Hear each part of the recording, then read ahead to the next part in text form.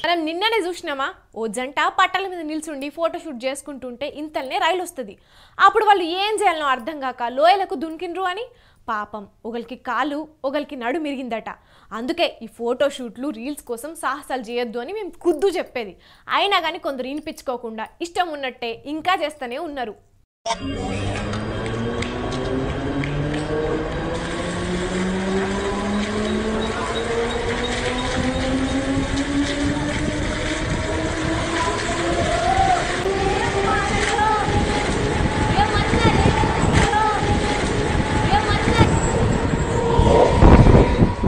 అగో చూడుండ్రి, వీని బల్పును పట్టల నడుమ పాతర వెట్ట రైలెక్కితే ఎక్కినోడు కాదు, దిగితే దిగినోడు కాదు.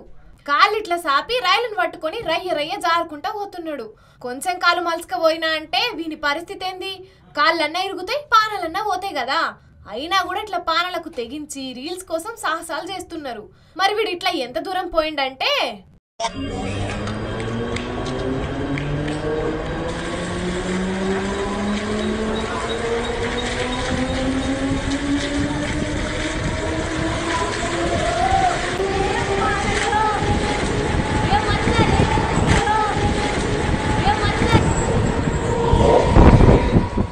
అమ్మయ్యా, మొత్తానికి ట్రైన్ ఎక్కిండు. కానీ వీడు చేసిన పనిని ఏమనాలే ఇక? అరే వీడేమన్నా హీరోనా?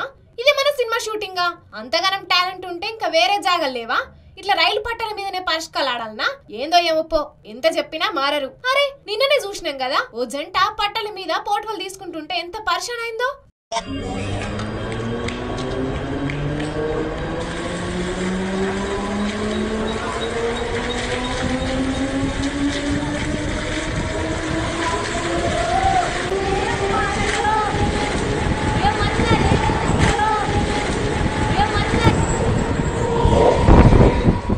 అంతకు ముందే ఒక ఆమె ఆవిరితోనన్ని నడిమే ట్రైన్ వస్తుంటే దాని పక్కనే ఉండి పోటవ తీసుకోవాలని చూస్తే వచ్చి తాకిన ఓలే పానాలు పోయినాయి.